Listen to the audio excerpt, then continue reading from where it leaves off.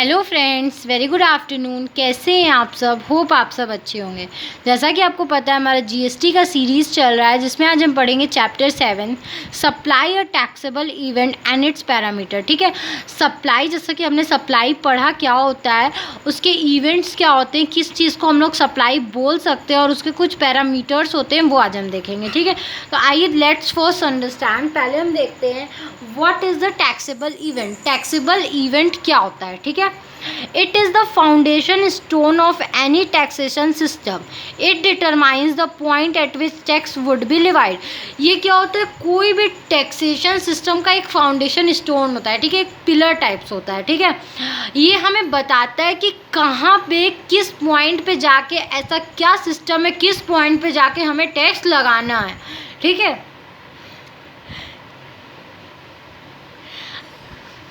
Under the earlier indirect tax regime. ठीक है, तो आपने जैसा कि ऊपर पढ़ा टैक्सेबल इवेंट क्या होता है। फिर देखते हैं under the earlier indirect tax regime. पहले के जो इनडायरेक्ट टैक्स रिजीम से उसमें क्या होता था? Litigations and controversies on process in manufacturing और नॉट। बहुत सारे कंट्रोवर्सीज और लिटिगेशंस होते थे हर एक स्टेज पे। पहला स्टेज क्या था? जब मैन्युफैक्चरिंग होती थी तो लोग यही नहीं डिफाइन कर पाते थे कि ये एक्चुअली में मैन्युफैक्चरिंग है या नहीं है। ठीक है, whether the sale of goods और सर्विसेज। जब कोई चीज़ भी क्या होती थी, सेल होती थी, तो उसमें हम ये नहीं डिफाइन कर पाते थे वो क्या, किस चीज़ का सेल है, गुड्स का सेल है या सर्विसेज का सेल है। ठीक है, तो आपके टैक्सेशन रिजीम में क्या हुआ, इन सब चीज़ों से हमें छुटकारा मिल गया। अब इन सब चीज़ों से क्या हो गया, सॉल्यूशन मिल गया। Meaning and scope of supply. ठीक है, अब हम जानेंगे सप्लाई का मतलब क्या होता है और इसका स्कोप कहाँ कहाँ है। ठीक है, तो सप्लाई, जब ये 5 चीज़ें होती हैं तब हम उन चीज़ों को क्या बोलते हैं, सप्लाई बोलते हैं। पहला तो गुड्स या सर्विसेज, कोई एक चीज़ होनी चाहिए। ठीक है, उनका कंसिडरेशन होना चाहिए, मतलब पैसे पे लेन देन होना चाहिए। ठीक है, इन द कोर्स ऑफ और फर्दरेंस ऑफ बिजनेस, या तो बिजनेस में होना चाहिए या तो बिजनेस को आगे बढ़ाने के लिए ही उन चीज़ों का यूज़ होना चाहिए। ठीक है, made by a taxable person, ऐसे पर्सन के थ्रू होना चाहिए जो क्या हो, टैक्सेबल मतलब अबव 20 लाख के रिजीम में आता हो, या कुछ जो स्पेशल स्टेट्स है उसमें अबव 10 लाख के रिजीम में आता हो। ठीक है, और टैक्सेबल सप्लाई, जो चीज़ भी सप्लाई हो रही है वो टैक्सेबल होनी चाहिए। ठीक है, ऐसा नहीं है कि हम नॉर्मल कोई चीज़ बेच रहे हैं और उसको हम क्या कर रहे हैं, सप्लाई बोल रहे हैं, ऐसा नहीं होना चाहिए। ठीक है, ये 5 चीज़ें होती है तो हम लोग उसको बोलते हैं सप्लाई। ठीक है, सप्लाई का यही चीज़ होता है। आप लोग बीच में इसको सप्लाई लिख सकते हो, बाकी 4-5 तरफ इसका चार्ट बना के दिखा सकते हैं। गुड्स एंड सर्विसेज, अब इन 5 को हम लोग एक एक करके पढ़ेंगे। ठीक है, एक एक में क्या चीज़ ऐड होती है, क्या चीज़ माइनस होती है। ठीक है, गुड्स एंड सर्विसेज क्या होती है, गुड्स क्या होता है, सर्विसेज क्या होता है। गुड्स क्या होता है, every kind of movable property. ठीक है, मूवेबल होगा, यहाँ पे मोरेबल लिखा गया है, मूवेबल होगा। ठीक है, कोई भी ऐसी प्रॉपर्टी, ठीक है, कोई भी ऐसी मूवेबल प्रॉपर्टी, उसको हम लोग गुड्स बोलते हैं। ठीक है, सर्विसेज क्या होती है, अदर देन गुड्स, इन गुड्स के अलावा जो भी चीज़ें होंगी उसको हम सर्विसेज बोल देंगे। ठीक है, एक्सक्लूड्स, इसमें हम लोग क्या क्या चीज़ें नहीं ऐड करते हैं, मनी और सिक्योरिटी। ठीक है, यहाँ पे करंट नहीं होगा, करेंसी होगा, आप लोग सही कर लीजिएगा। ठीक है, करेंसी, जैसे कि मनी में करेंसी यूज होती है तो हम लोग उन चीज़ों को इसमें इंक्लूड नहीं करते हैं। इसमें हम लोग क्या करते हैं, एक्शनेबल क्लेम, जैसे कि LIC या ये सब जो चीज़ें होती है एक्शनेबल क्लेम, उनको क्या करते हैं, हम लोग इंक्लूड करते हैं।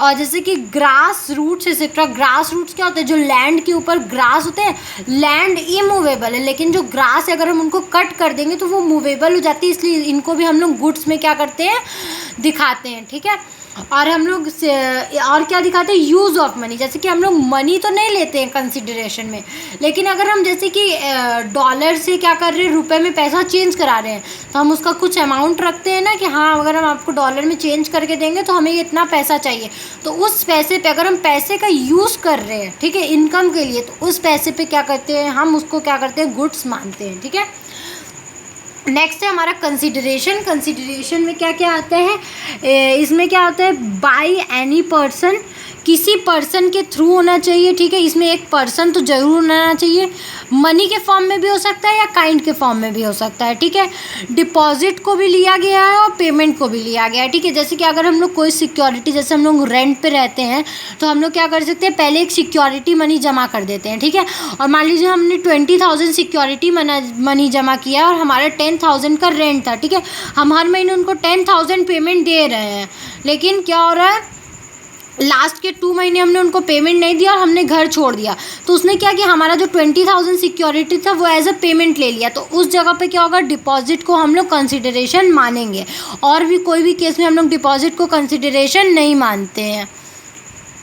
और इसमें क्या ऐड नहीं होता है, इसमें सब्सिडी नहीं ऐड होती है। जो भी सेंट्रल गवर्नमेंट या स्टेट गवर्नमेंट जो भी सब्सिडी देती है वो कंसिडरेशन में ऐड नहीं होती है, ठीक है।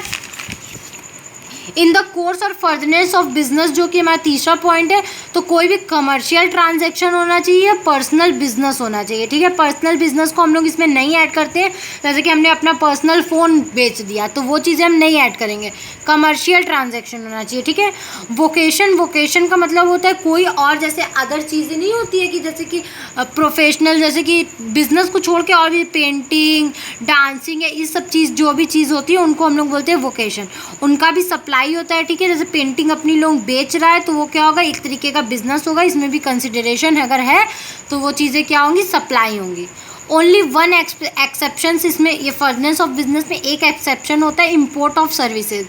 ये आप इन डिटेल हमारे इम्पोर्ट ऑफ सर्विसेज वाले चैप्टर्स में पढ़ेंगे, ठीक है। फिर हमारा a taxable supply made by a taxable person, ठीक है। सप्लायर जो होता है वो टैक्सेबल होना चाहिए, ठीक है, जो सप्लाई कर रहा है। लेकिन जो रिसिपिएंट जो सप्लाई ले रहा है वो टैक्सेबल भी हो सकता है, वो नॉन टैक्सेबल भी हो सकता है, ठीक है। Supplies made to self are also taxable. अगर हम कुछ सप्लाई अपनी ही ब्रांच में कर रहे हैं, अपने ही लोगों को कर रहे हैं, तो वो भी क्या होता है, टैक्सेबल होता है, ठीक है। Taxable person includes, taxable person क्या कौन कौन होते हैं, ठीक है।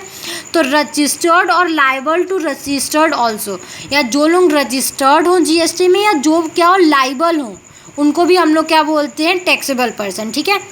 Means unregistered who is liable is a taxable person, ठीक है। जो ऐसे पर्सन जो कि रजिस्टर्ड ना हो लेकिन वो क्या है 20 लाख से ऊपर कमाते हो या कुछ स्पेशल स्टेट्स में 10 लाख से ऊपर कमाते हो, उनको भी हम लोग टैक्सेबल पर्सन मानते हैं, ठीक है। Not liable but voluntary is a taxable person. एक ऐसा भी पर्सन होता है जो कि लाइबल तो नहीं है लेकिन उसकी अपनी इच्छा होती है कि वो क्या करता है, रजिस्ट्रेशन कराता है, तो उसको भी हम लोग टैक्सेबल पर्सन मानते हैं, ठीक है। होप आपको ये वीडियो समझ में आया हो। अगर फिर भी कहीं भी कोई भी दिक्कत हो तो आप मुझे कमेंट सेक्शन में कमेंट करके पूछ सकते हैं। Thank you very much for watching my video and please please please like, subscribe and share my channel. और अगर आपको इसके या किसी भी सब्जेक्ट के नोट्स चाहिए तो आप मेरा डिस्क्रिप्शन बॉक्स चेक कर सकते हैं, ठीक है। और मैं कोशिश करूँगी जल्द से जल्द आपके लिए और भी वीडियोस लेके आऊँ। अगर वीडियोस में फिर भी लेट हो रहा है तो आपको एक बहुत अच्छी एडवाइस है, आप इसका नोट्स लेके पढ़ सकते हो। नोट्स बहुत इजी लैंग्वेज में है, आपको आराम से समझ में आएगा। आपको अगर नोट्स खरीदना है तो आप मेरा डिस्क्रिप्शन बॉक्स चेक कर सकते हो, ठीक है। आप डिस्क्रिप्शन बॉक्स वाले नंबर पर पैसे ट्रांसफ़र कर देना, आपको नोट्स विद इन 1 आवर्स मिल जाएंगे। Thank you very much for watching my video.